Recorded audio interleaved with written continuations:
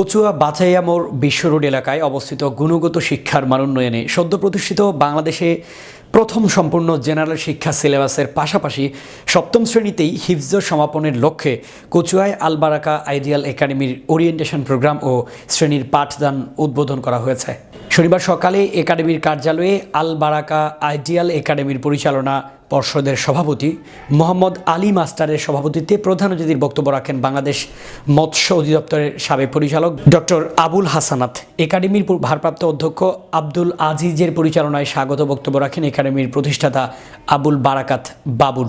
এ সময় বিশেষ অতিথির বক্তব্য রাখেন একাডেমির পরিচালক আবু জাফর, মেঘদাইর ফাজিল মাদ্রাসার ভারপ্রাপ্ত অধ্যক্ষ মোস্তফা কামাল, নিশ্চিন্তপুর ডিএস কামিল মাদ্রাসার উপাধ্যক্ষ মিজানুর রহমান, ভূঁইয়ারা উচ্চ বিদ্যালয়ের সহকারী শিক্ষক সেলিম মিয়া, প্রভাষক আব্দুর রহিম, কচুয়া প্রেস ক্লাবের সাধারণ সম্পাদক এমদাদুল্লাহ সহ আরও অনেকে। এ সময় স্থানীয় অভিভাবক, সুশীল সমাজের নেতৃবৃন্দ ও এলাকার গণ্যমান্য ব্যক্তিবর্গ উপস্থিত ছিলেন।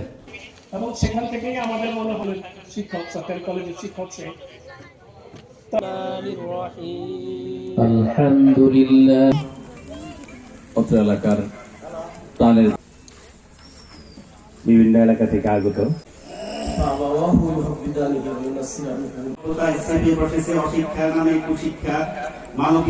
ছোট ভাই বোনেরা এবং অভিভাবক বৃন্দ, তো সেই সুবাদে স্যার আব্দুল সত্তার সাহেবকে সম্মানিত উপস্থিতি একটা রুটিনের মাধ্যমে যদি করেন তাহলে আপনার বাচ্চা জীবন পাড়ি দিতে হবে। তাহলে মানুষের এই যে জীবন জিজ্ঞাসা, আমি কে, আমি কোথা থেকে এসেছি, আমাকে কোথায় নেই, যে আমরা বানর থেকে আস্তে আস্তে মানুষ হয়েছি। এই যখন শিক্ষা হবে আপনার, তখন আপনার বাচ্চা এক ধরনের আচরণ নিয়ে বড় হবে।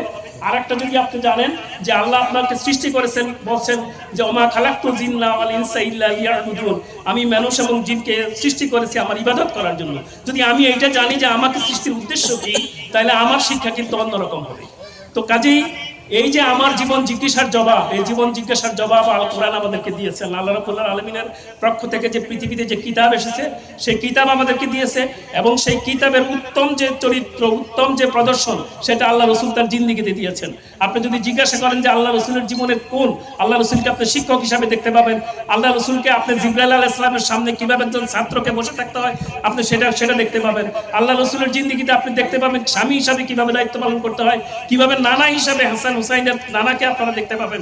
তো আল্লাহ রসুলের জিন্দেগিতে সব জিনিস আমাদের জন্য সামনে আছে। আমাদের শিক্ষাটা হওয়া দরকার সেখান থেকেই, যে আমরা এই শিক্ষার মাধ্যমেই সেগুলো অর্জন করব।